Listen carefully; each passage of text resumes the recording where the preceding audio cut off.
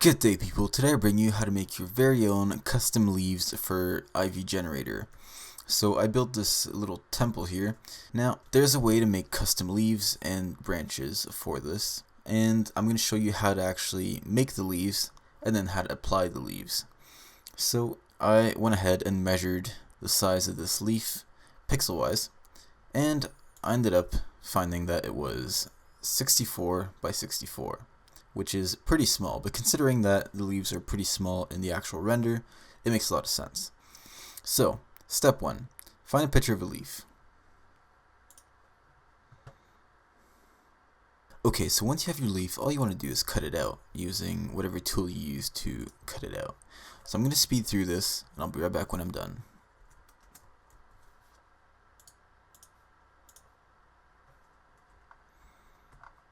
So once your leaf is cut out, I highly recommend making sure the edges are as smooth as possible, making sure that there's no black line around it or white line around it. So now that it's all cut out, you want to rotate your leaf so that the bottom of it is at the top. Next step, you want to pick a green that's pretty average to the leaf, so in this case something kinda like this. Make a new layer and make the background green. Next up, if you want to be real fancy, you can grab the eyedropper, select the color that's near the edge, and on a new layer, go in and paint that color around the leaf, so that if the cutout map is a bit too big, you won't get a harsh line.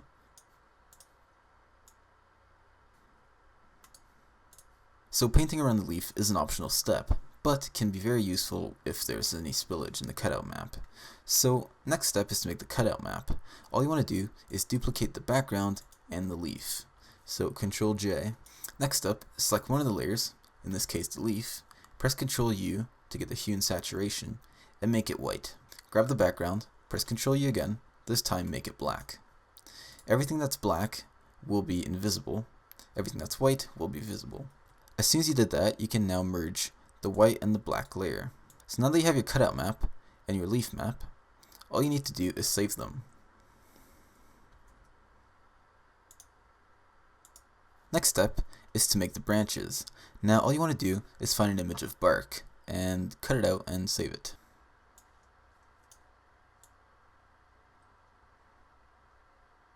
Okay, last step, we're almost done.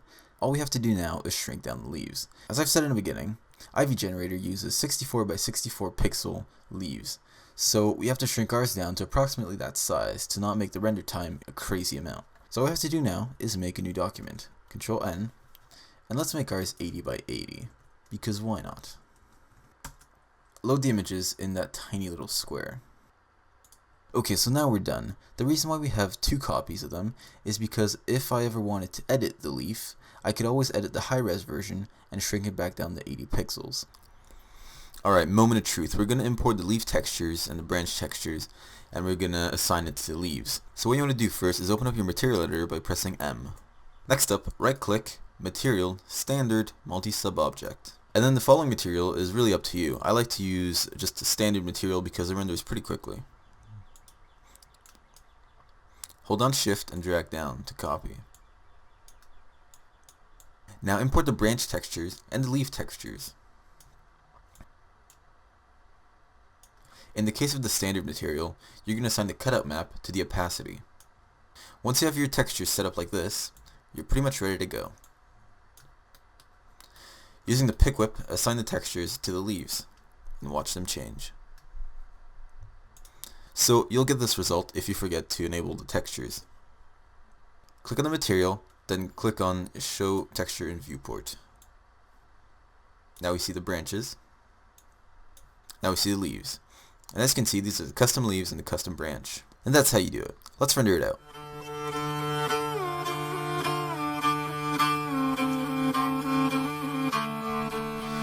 So that's about it. Thank you for watching. As you can see, it was very simple. And if you want to do it, remember that this is what your material editor should look like. So there you go. Pretty simple stuff. So once again, thank you for watching, and as always, have a nice day. Until then.